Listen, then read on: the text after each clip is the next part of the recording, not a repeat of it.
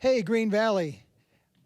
We're still here, and you're still there in your little pandemic cubbies, and we're glad you're there watching the show. We saw from the last time we had over 400 views of the show, and the first show we produced. We're really, really happy that it means something to you. It means a lot to us. Remember, if you want to audition for the show, we're still taking auditions. We're doing auditions by Zoom. You can find information on this on our website, where you found the video. Below in the comments on YouTube, people always point down there like they know what they're pointing at. And they'll be at the end of this video.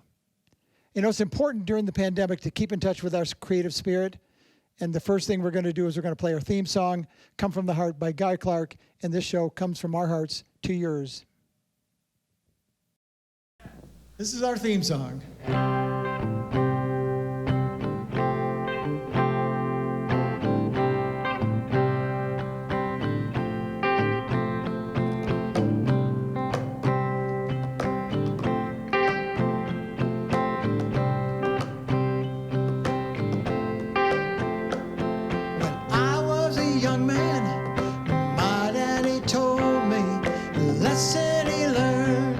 Was a long time ago. If you want to have someone to hold on to, you're gonna have to learn to let go. You gotta sing like you don't need the money, love like you'll never get hurt. You got to dance like nobody's watching. Gotta come from the heart if you want it to work.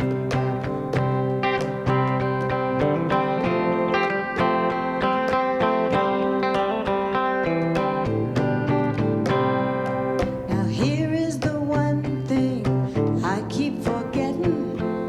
When everything is falling apart in life as in love, what I need to remember, there's such a thing as trying too hard. You gotta sing like you don't need the money, love like you'll never get hurt. You gotta dance like nobody's watching. It's gotta come from the heart if you want it to work. It's gotta come from the heart if you want it to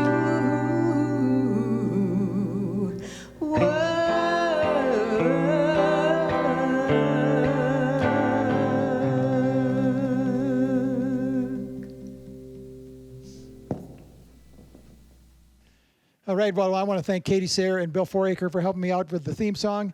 And we have as our guest here for the Green Valley Minute, Mr. David Nielsen. Hey, David, how you been? I've been great, Larry. I must give you my thought for today. Every day I try to have a thought. That's always good to have a thought. Today I'm kind of thinking that today is a gift, and that's why they call it the present. You see? Yeah, boom. Yeah, Okay, okay. yeah, I got it. Yeah, I left my drummer at home. Yeah. I love that. Okay. I love that, David. Yep. I've been researching a little history, and I thought I'd educate you a little bit. In 1969, a man called Larry LaPrise passed away, and I've been researching his life. That name may not mean much to you, but he's the fellow that wrote the Hokey Pokey song. Oh, right. I remember that. Oh, yeah. And he had a funeral at his hometown, and it was a nice funeral, well attended. Everything went good until they went to put him in the casket. They put his left leg in, and that's when the trouble started. So, okay. Yeah. how are you dealing with the COVID issues? COVID. Well, I've never quite been so bored in my life. Yeah. You know, the other night I called up Jake from State Farm and asked him what he was wearing. Oh, no. How about you? That's pretty desperate. On the negative side, we had our first COVID death Really? in our I'm so sorry to hear homeowners about it. association, and it was very bad. It was a couple that was in quarantine for 3 weeks. He was strangled. Oh, yeah, I can understand that. Well, you know, it took the virus here to turn our world upside down. Old folks are trying to sneak out, and their kids are trying to keep them at home. I mean, it makes good sense. I know it. I know it. You know, they have the vaccine. They're coming out. And I've made a decision. I'm only going to take the Pfizer vaccine. And why is that? Well, you know, they make Viagra, and if they can raise the dead, they can certainly take care of the living. Oh, You know? okay. I love that. I love that. Well, anyway. You know, the virus has done what no woman could ever do. What's that? Keep a man at home and close down the bars. Oh, yes. Don't I know that? Yeah. You know, there's one of the differences between men and women is if a woman turns to you and says, smell this, it'll probably smell pretty nice. Right, right. Yeah, exactly. Then when a man says, taste this, you know it's going to really taste really, It's not really going to be bad. good, yes. It is not going to Yes. be good. It's Well, not going to Larry, be good. I appreciate our little interview here and our talk. I always look forward to these. I do have to get home, though. I have a lot of work to do at home. Really? I have a handyman. I gave him a list of things to do, and he did jobs 1, 3, 5, and 7. I guess he just does odd jobs. Okay, well, for what okay. it's worth. Okay, well, hey, David, put out your hand. See, we are 6 feet apart. David, thanks for being here. We're going to have you tell a little story a little bit later on. I Okay. appreciate you. Thank you, Larry. Mr. Jerry Walters reached out to us last year at the end of the season and said he'd like to perform at Green Valley's Got Talent, and we're tickled that he's here. And Jerry, what are you going to open up with? I'm going to open up with the theme song from a movie out of the 80s. It's called Somewhere in Time. This is my own arrangement of that tune. Fantastic. Thank you.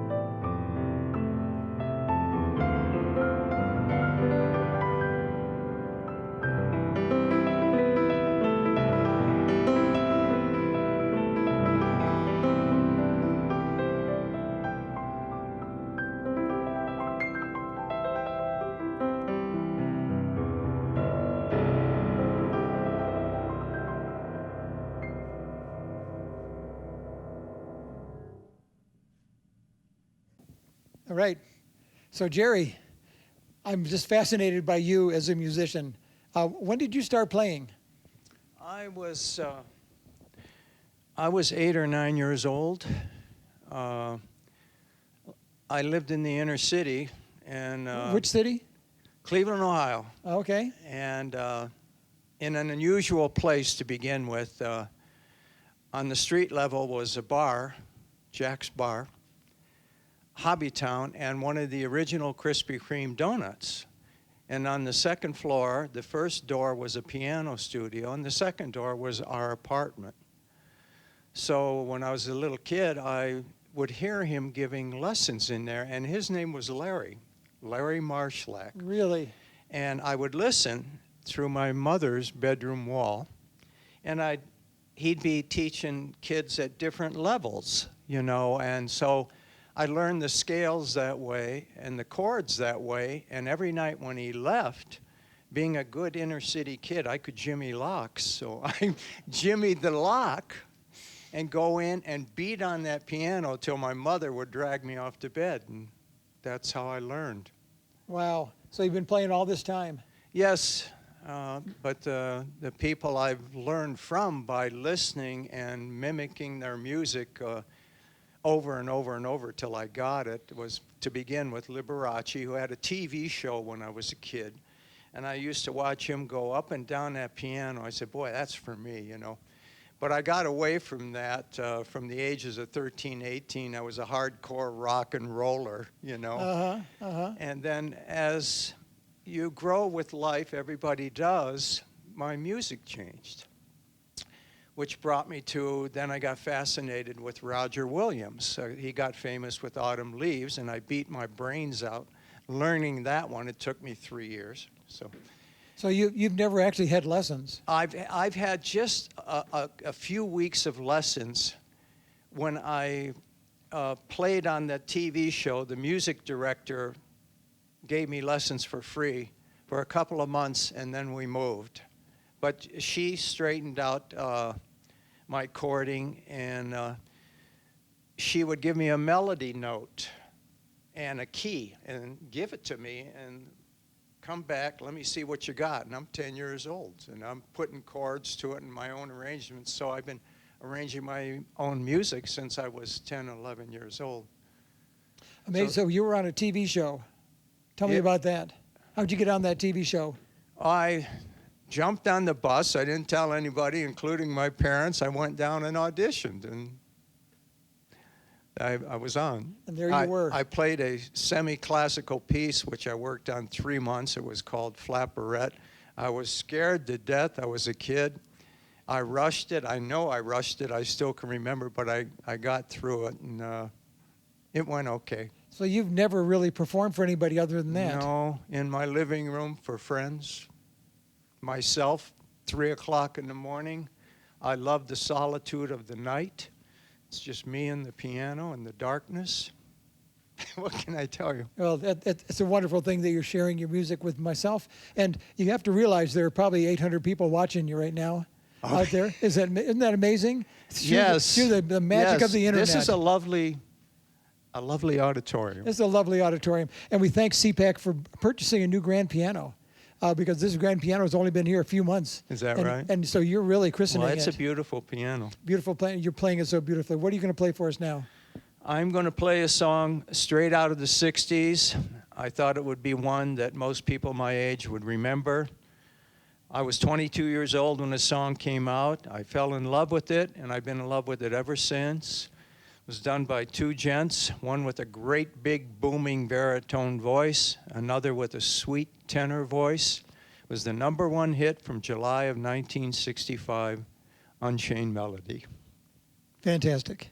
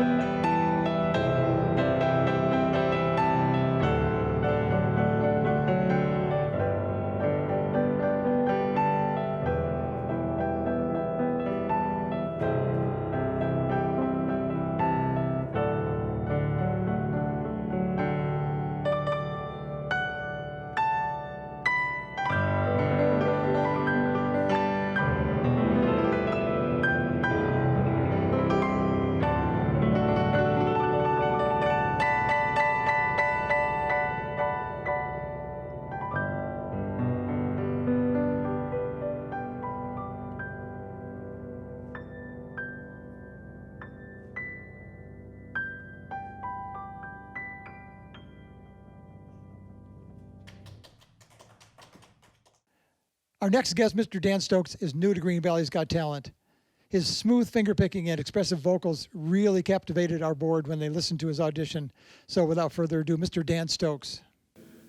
Yeah, it's a Tom Waits tune off of an album called Small Change from 1976. And remember the first time I saw Tom, I saw him in Lincoln Center. And I had no idea who he was, but I was going to the concert, and a friend of mine said, "Oh, he sings ballads." So I think his first album was a little more ballady than as he progressed, but this is one of my favorite tunes from this album, probably the one that I can play off this album.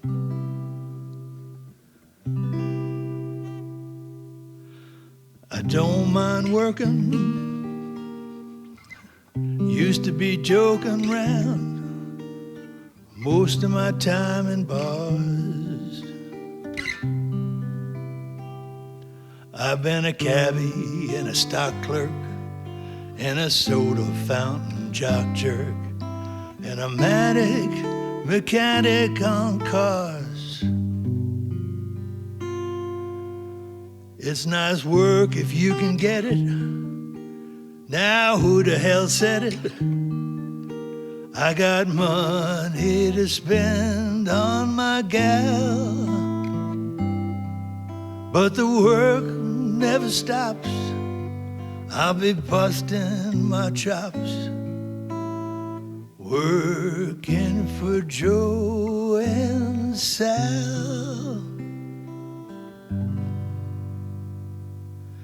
And I can't wait, get off work, see my baby.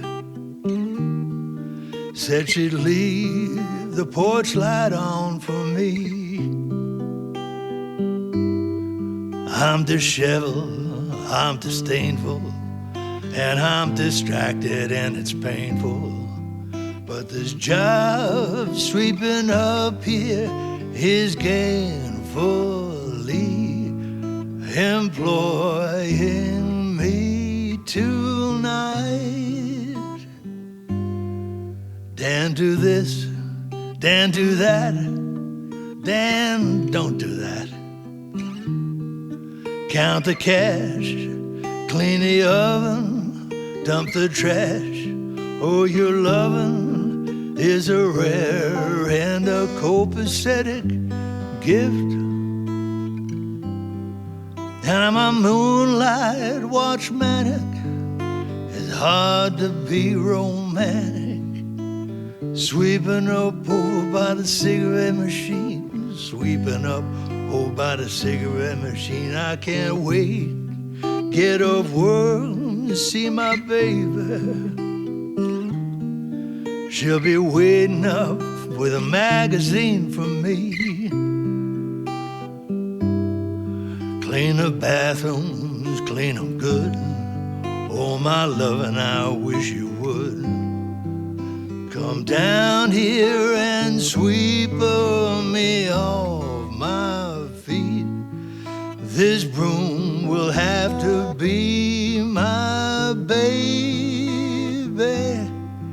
And I just might get off before the dawn's early light.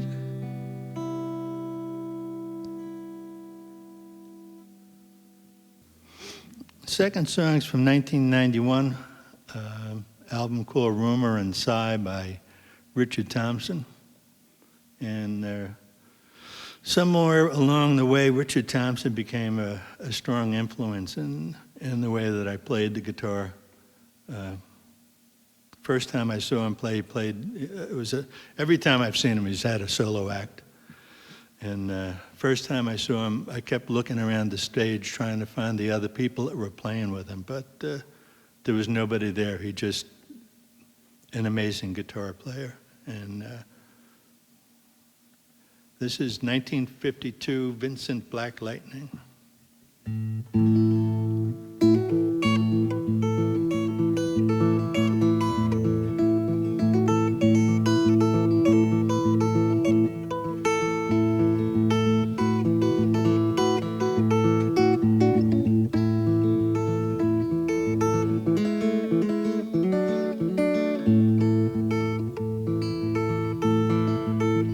Says Red Molly to James, that's a fine motorbike.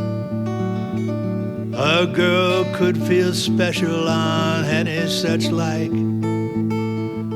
Says James to Red Molly, my hat's off to you.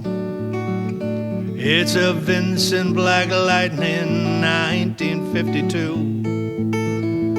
And I've seen you on the corners and cafes, it seems. Red hair and black leather, my favorite color scheme.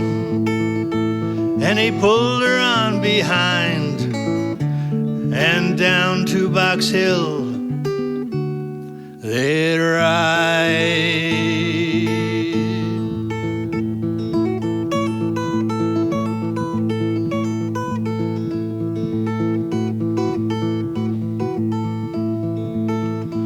Says James to Red Molly, here's a ring for your right hand. But I'll tell you in earnest, I'm a dangerous man. For I've fought with the law since I was 17.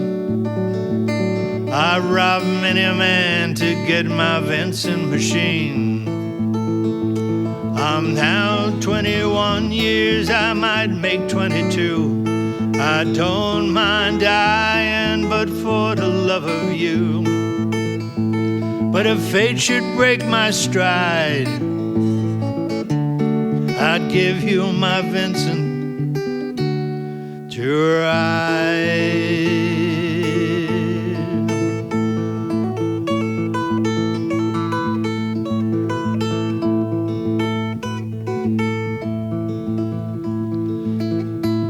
Come down, Red Molly, call Sergeant McQuaid. For they've taken young James A.D. for armed robbery. Shotgun blast hit his chest, left nothing inside. Come down, Red Molly, to his dying bedside. When she came to the hospital, there wasn't much left. He was running out of road, he was running out of breath. But he smiled to see her cry, and I'd give you my Vincent to ride.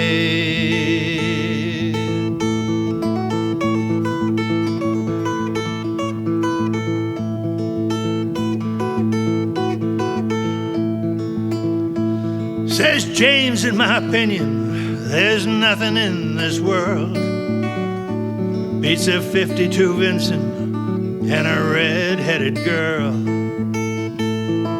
Nortons and Indians and tribes just won't do. They don't have the soul like a Vincent 52. Well, he reached for his hand and he slipped her the keys.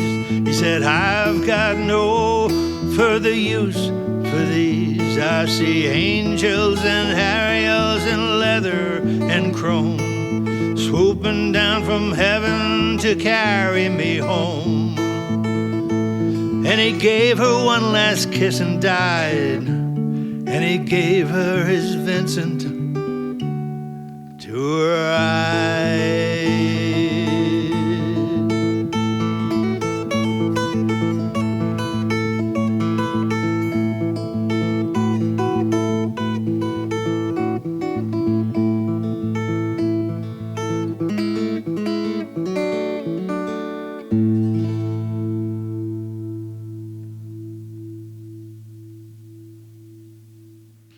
So Dan, you just emailed me and said, I'd like to audition. Where did you hear about Green Valley's Got Talent?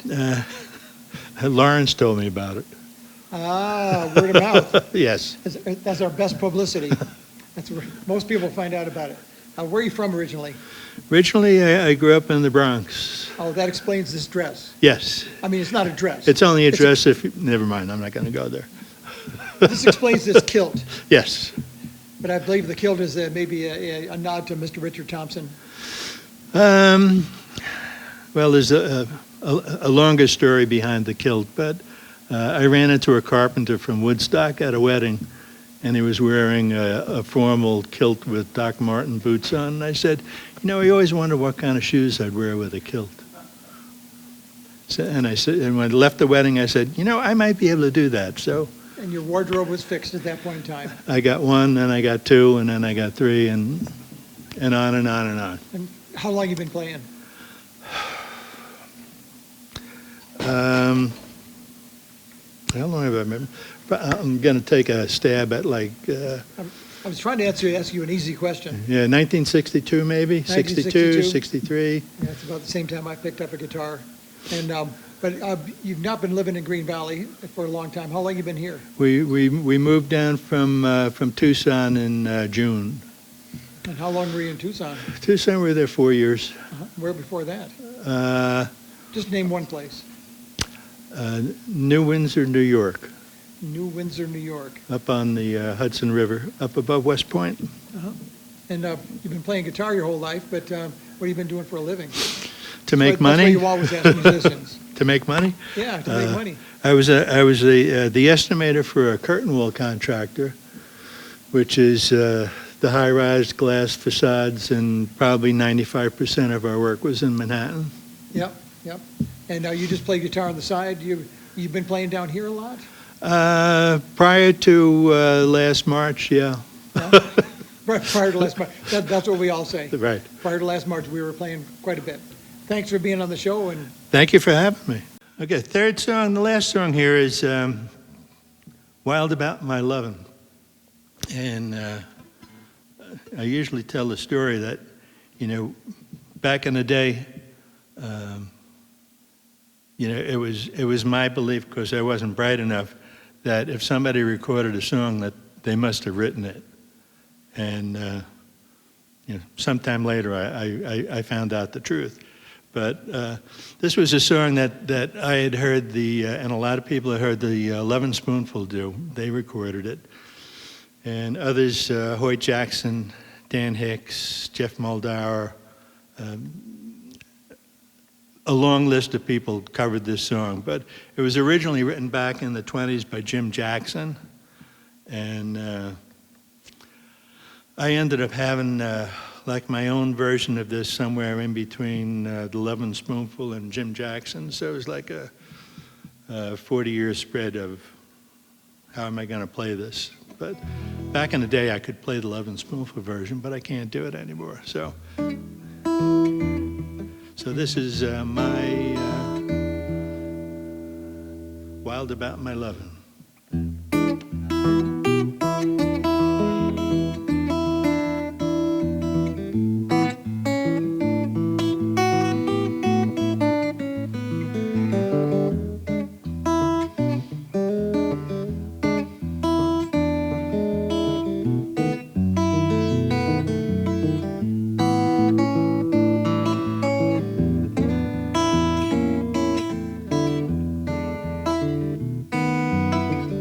Listen here, people, I'm about to sing a song.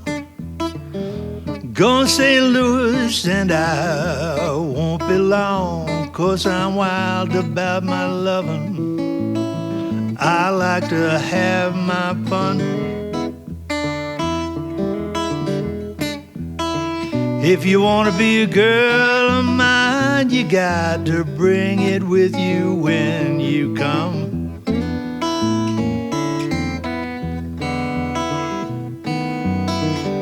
Sergeant Jones, chief of police, women round here won't let me see no peace, 'cause I'm wild about my lovin'. I like to have my fun. If you want to be a girl of mine, you got to bring it with you when you come.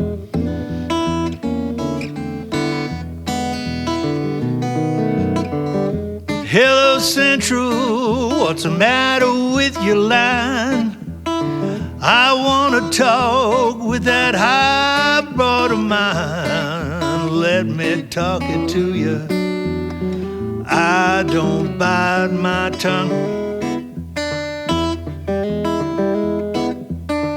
If you want to be a girl of mine, you got to bring it with you when you come.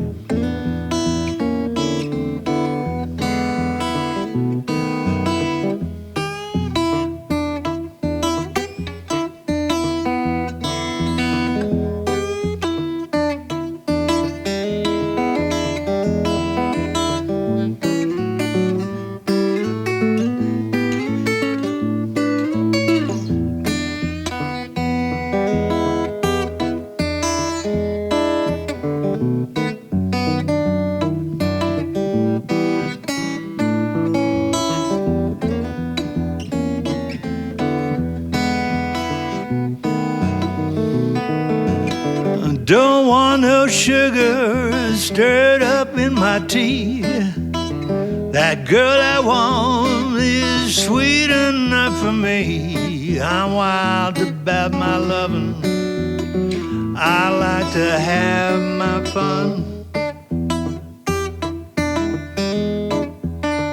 If you want to be a girl of mine, you got to bring it with you when you come.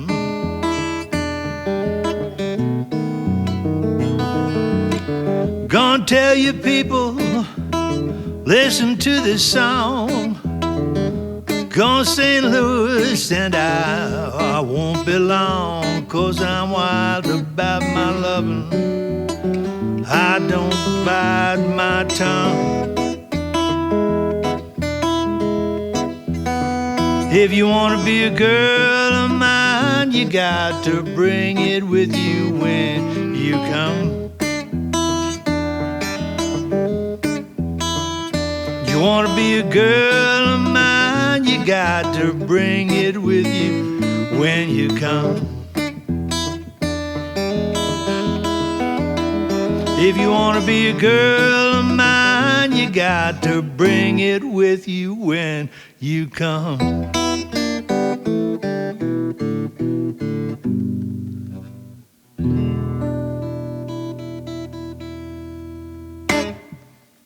So, David, I'm really happy you're at the show. Now, you've been writing for quite a while, haven't you? I have. Since I retired, I've tried to provide a synopsis of some of the funny things that have happened in my life, and it's been a lot of fun to write. Really? How long ago did you retire? Oh, boy. I'm going to say 15 years ago, 16 years ago. Well, it's so wonderful you can hardly remember how long ago it was you retired. I can hardly remember all the fun. It's endless. Sounds good. Well, you have a story for us today? I do. Yeah, this is an older story from when I was first married. Early in our marriage, around 1967 or so, we bought a used green Ford Comet so my wife could commute a short distance to her job at a medical clinic. It wasn't much of a car, but it did the job. We called it the Vomit. One small item on a long list of things I wanted to do in my life was to shoot out a television screen with a shotgun. I envisioned a dramatic explosion with a puff of smoke, and I'm sure it would be satisfying and dramatic considering the state of TV programming at the time. Shortly earlier than that, a fellow named Newton Minow, who was the FCC chairman, had called TV programming a vast wasteland. This was my way of getting back at it. My black and white TV set we had just faded beyond repair. I put it in the trunk of the Vomit with the intent to take the set to a small spot north of Watertown, the Kleiman dump. It's not there anymore, or at least you can't see it, but there were few or no regulations on who or what could be dumped there. It was an ideal place to satisfy my curiosity. It was also a good spot to go on a nice warm summer night. And it was a good spot to shoot out the TV set. A large canning business was located a couple miles away from the dump. They dumped a lot of canning refuse there. Large dump trucks filled with vegetables were a common sight at the Kleiman dump. With an unexpected afternoon off from work, I thought, this is a good time to take care of the TV set. Without changing clothes, wearing a suit and my new wing-tipped Cordovan shoes, I went home and got my shotgun, the spare keys to the Vomit, and went to the clinic to get the set out of the trunk of my wife's car. I worked for quite a while with the keys. Not much luck. The keys wouldn't work in the door either. So I used the tire iron from my car to pry the trunk open. Although the trunk lid suffered a bit of damage, it wouldn't budge. Obviously, the spare keys were not working, so undaunted, which, by the way, is a great word, but not applicable to the trunk after I'd been prying on it. As I went into the clinic and tried her keys. So as we walked out of the clinic into the parking lot, I turned left and my wife turned right. And I thought, no, wait a minute. She went down 6 cars to a green Vomit and opened the trunk on the first try. I walked her down to the Vomit I'd been working on, and I said, whose car is this? She said, well, it belongs to the other lady in the office. This was not a good start on the project. Well, after apologizing and assuring her that I'd pay for the repairs to her coworker's car, I put the TV in my trunk and left for the climb and dump. On arrival, it was a warm day, so I took my suit coat off, opened the trunk, put the shotgun shells in the trunk, and it was warm enough. I took my coat off and put that in there too, and I balanced the shotgun on the TV set and closed the trunk with my elbow. As I walked to find a good place for the deed, I was unaware that the cannery had been canning tomatoes a few weeks ago. Now, it's surprising how when stewed tomatoes sit in the hot sun for a while, several weeks, they start looking like dirt. There was only an occasional bubble of fermentation coming up. But I took a confident step forward. The crust of the refuse broke through, and my leg went in up over my knees in what I would later call quick tomato. At any rate, my momentum carried me forward, and I had to take another step, also up to that knee. So I struggled out of the mess, shot out the set. Wasn't as dramatic as I thought it would be, and started to return to the car. I looked for my car keys, not finding them in my pants pocket. I thought, oh boy, what did I do with the keys? I had a flashback of the keys laying on my suit coat in the trunk before it shut. Now wait, Dee has keys for my car too, so I'll call her. Of course, no cell phones in 1967, no remote to open the trunk. So I decided to go down to the canning factory and use their phone. Now, I don't know if any of you have tried hitchhiking, but I don't recommend it covered with quick tomato from knees down, carrying an uncased shotgun. I didn't have much luck getting picked up, so I walked the mile or so to the office. And the cannery had a chest-high reception desk in their office, and I entered and asked if I could use the phone. I set the shotgun up on the counter, and the lady said, do what you want, and left the office. So I walked around the counter, and I called my wife. Dee came and saved me. And she took me home, took the garden hose to me in the front yard when I got home. And we saved the trousers, but you know those little tiny holes in those wingtip Cordovan shoes? It was a fate sealed, a death rate. The shoes never recovered. Thank you for your time. Hey, thank you very much, David. The picture that you paint is ludicrous and a little pathetic, too. Unfortunately real. Unfortunately real. I was thinking about those wingtip shoes the whole time. Yeah. Thank you so much for your time today. Appreciate it very much. So, Kay Jean, it's been 5 years that I've been trying to get you on this show. Sorry about that. Well, no, I met you 10 years ago at the Good Shepherd Church of Christ, where you're the accompanist and play for us there. And I know that you've been in this community for how many years? Going on 26 now. 26 years? Yeah. 26 years.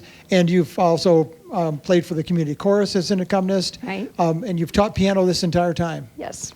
Including now. Yes, I'm still teaching. Still yes. teaching? Yes. How did you learn the piano? I started when I was 7, and I've played it all my life. I went to the Oberlin Conservatory for my bachelor's degree. And then after that, while I was teaching at Bowling Green State University, I received my master's in harpsichord. So I've been teaching and playing and performing forever. Well, it's quite amazing. We've only ever had, I think, one other pianist on this show, And this show here, we have two fine pianists. You didn't get to hear Jerry, who performed earlier, who was entirely an ear player, self-taught, taught himself as a kid, started about the same time by picking locks and going into a piano teacher's studio and learning how to play the piano himself. And then you who are university educated. Yep. Tell me a little bit about the song you're going to play and what it means to you. I have chosen On Eagle's Wings. My daughter-in-law just passed away on December 21st from COVID. It was her favorite song, and I played it over the phone to her while she was in the hospital. And I'd like to dedicate it to the memory of those many hundreds, thousands of people that we've lost to this terrible disease.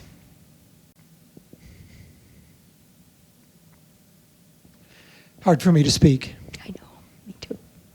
But I'd like to also add to that, because this song is based upon Scripture, Isaiah, and it talks about us, those who trust in the Lord, those who are left, who find our strength in the Lord, and it could be anybody's Lord, your Lord, my Lord. We will soar on the wings of eagles.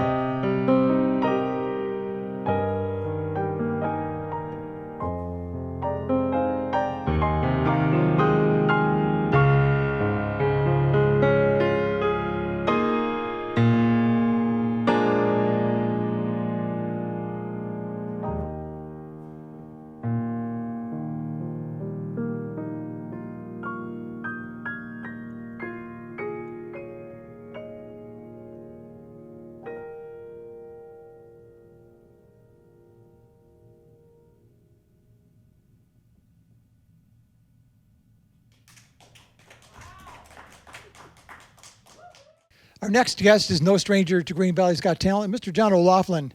Joining John on the saxophone will be Mr. Steve Strange, on the guitar, Lawrence Sievert, and I'll be playing a little bass with him. Enjoy.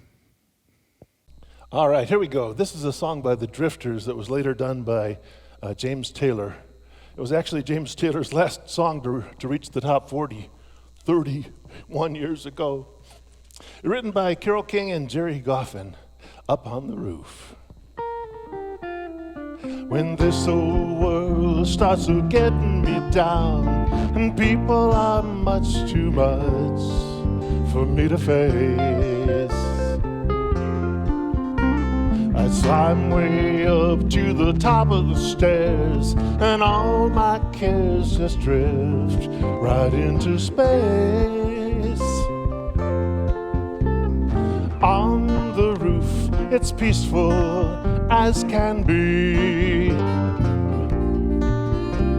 and there the world below don't bother me. Let me tell you now, when I come home feeling tired and beat, I go up where the air is fresh and sweet. I get far away from the hustling crowd and all that rat race noise down in the street. On the roof, it's the only place I know where you just have to wish to make it so. Up on the roof.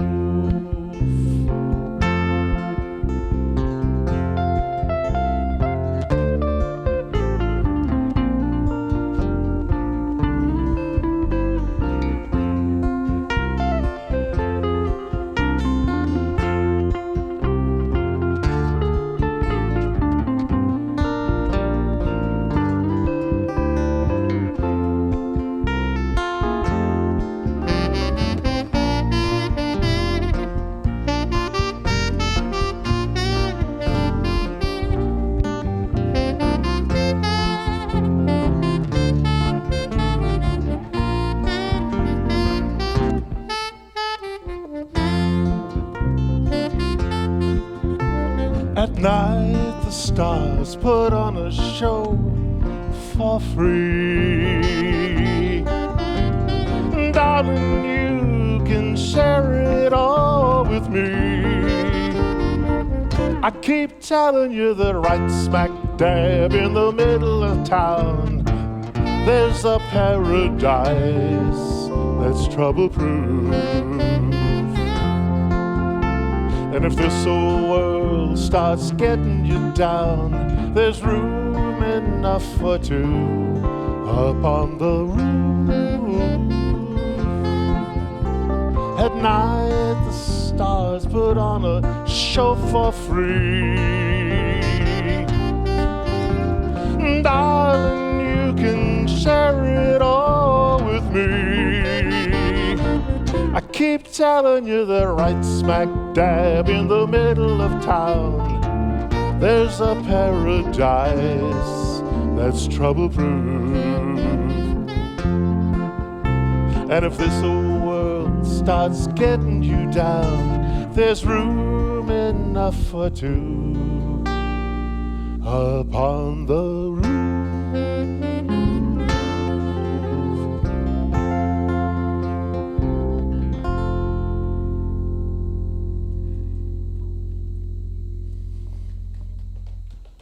This is a song called Blue Ridge Holiday. I wrote this on Memorial Day about 5 years ago when I was attending a big party alongside the Blue Ridge Mountains of Virginia.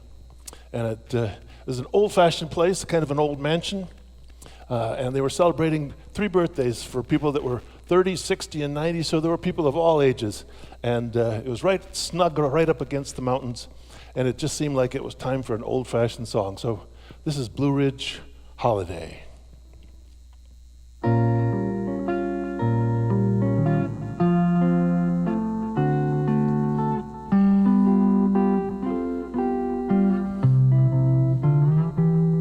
Oh, Once upon a Blue Ridge holiday, a day in May, a Virginia bit of heaven came my way. Coquettish, to be sure, and still a bit demure. In a twinkling, she stole my heart away. Virginia mountain magic came my way that sunny day. A Blue Ridge love potion, so they say. I asked and she said yes. The buttons popped right off my chest. All upon a Blue Ridge holiday. Oh yes, the world seemed fine, like a sip of mountain wine. Once upon a Blue Ridge holiday. And now my life has changed, restored and rearranged, since first I met that sweet Virginia girl.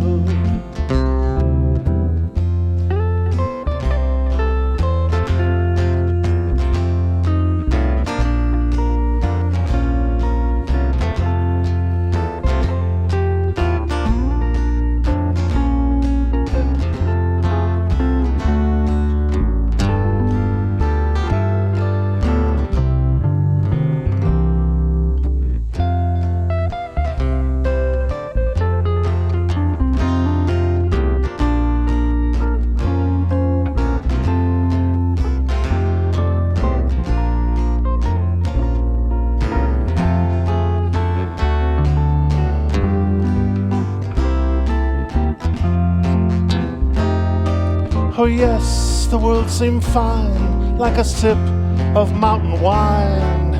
Once upon a Blue Ridge holiday.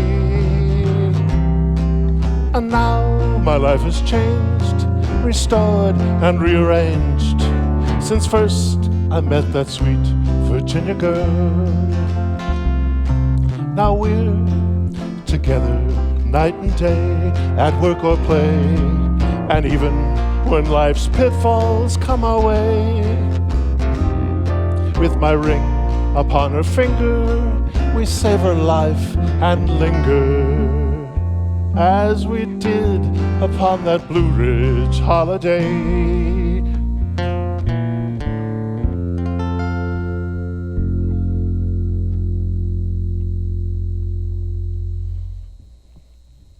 So, John, Yes. it's great to have you back. Thank you. You're no stranger to Green Valley's Got Talent.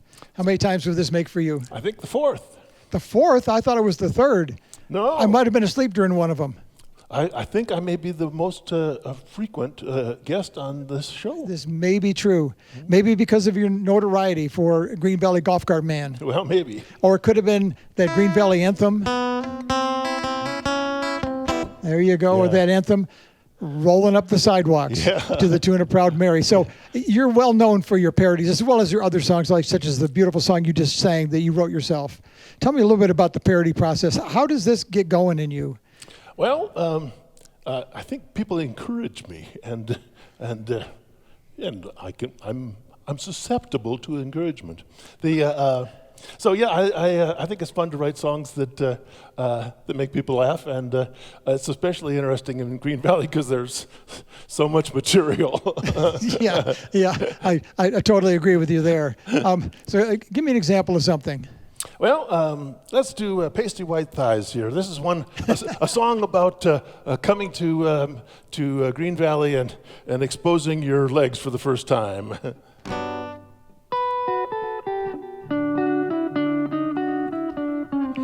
Pasty white thighs, I've got 'em, see for yourself.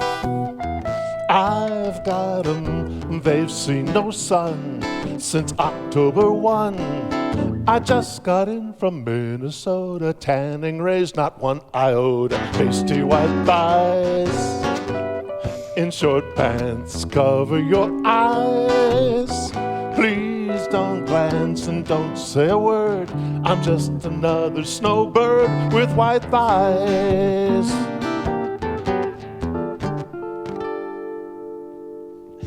Well, I think I can identify with that one. In the whenever the summertime comes and I take my pants off, even though I live in Green Valley, and I'm on the golf course, they accuse me of having out of bounds stakes for legs. Oh, Yes. happens to the locals. It happens to the locals too. That's exactly right. Exactly right. Well, you played one for me the other day that I thought was incredibly moving. Yes. I'd like you to play a little snatch of this one. All right. Well, my favorite singer is Nat King Cole. And one of my favorite songs for Nat King Cole is Mona Lisa. It's one of the two songs, by the way, I sing in the shower. The other one is Nat King Cole's Orange Colored Sky. So if you ever join me in the shower, you can catch them both. Yeah, okay, when I hear that coming from your house, I think I'll wait. All right, okay. Anyway, here's a little song that I wrote to the tune of Mona Lisa, because it's such a lovely love song about a mysterious lady. So here we go.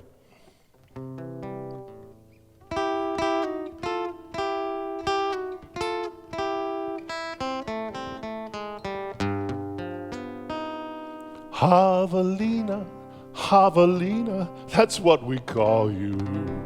But now they tell me that you're a peccary. My mind is muddled, I'm befuddled, I've got no clue. No offense, but you look like a pig to me. And do you kick back in the daytime, Javelina? 'Cause you seem to be so busy every night, while you scurry through the arroyo or down the sidewalk. You look so cute there, in your little furry suit there. Still, I wish you wouldn't rummage through my garbage or chow down on my prickly pears at night. Javelina, Javelina.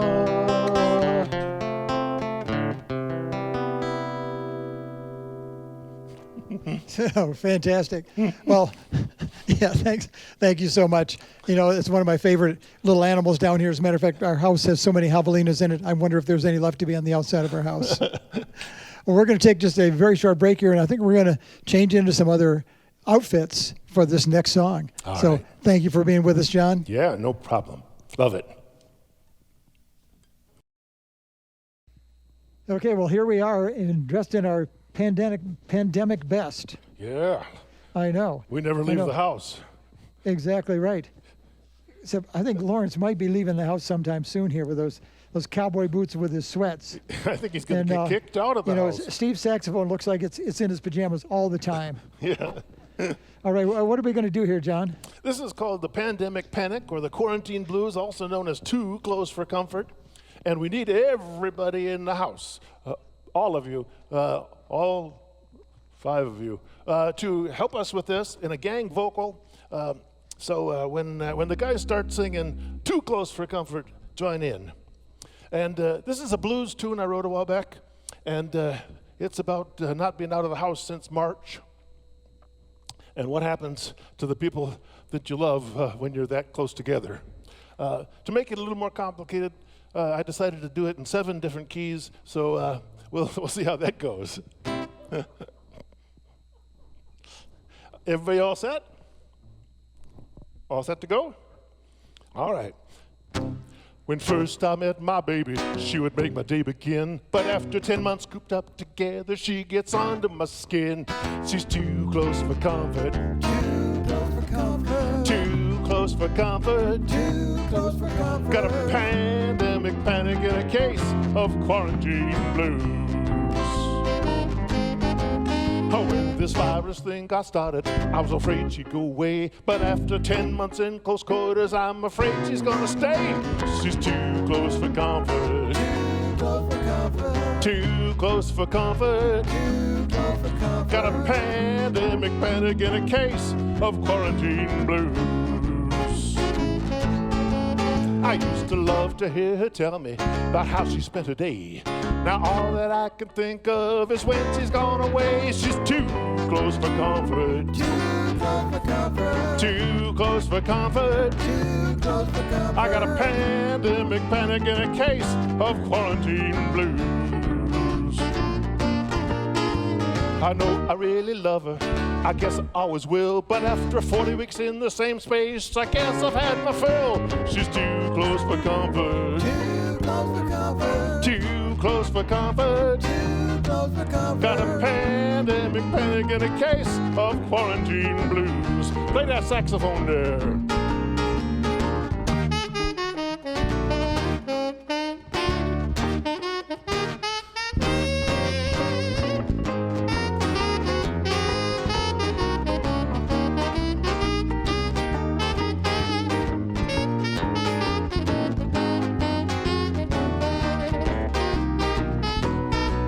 Take my baby for a few days, I really wish you would. And I will take your baby and the change will do us good. She's too close for comfort. Too close for comfort. Too close for comfort. Too close for comfort. I got a pandemic panic and a case of quarantine blues. I heard my baby on her cell phone. She was talking with my mom. Your son is so damn boring. He goes on and on and on and on. He's too close for comfort. Too close for comfort. The guy is too close for comfort. Too close for comfort. I got a pandemic panic and a case of quarantine blues. When I first woke up this morning, I was laying in the sack. I heard her tell my mom, come and take him back. He's too close for comfort. Too close for comfort. Too close for comfort. I got a pandemic panic and a case of quarantine blues.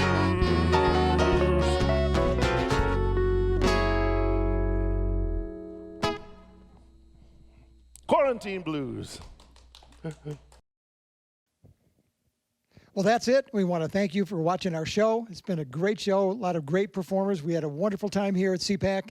We want to thank Chris Ashcraft. We want to thank Steve Schmidt, the chairman of the soundboard, Liz Isaacs, who keeps us all in line, Regina Ford, who's directing, and all of the board of directors. And we want a special thanks to the Arizona Commission on the Arts, who helps us do this, get us through the pandemic. We want you all to stay safe and sane, and we'll see you all in March for our last show of the season. Thanks much.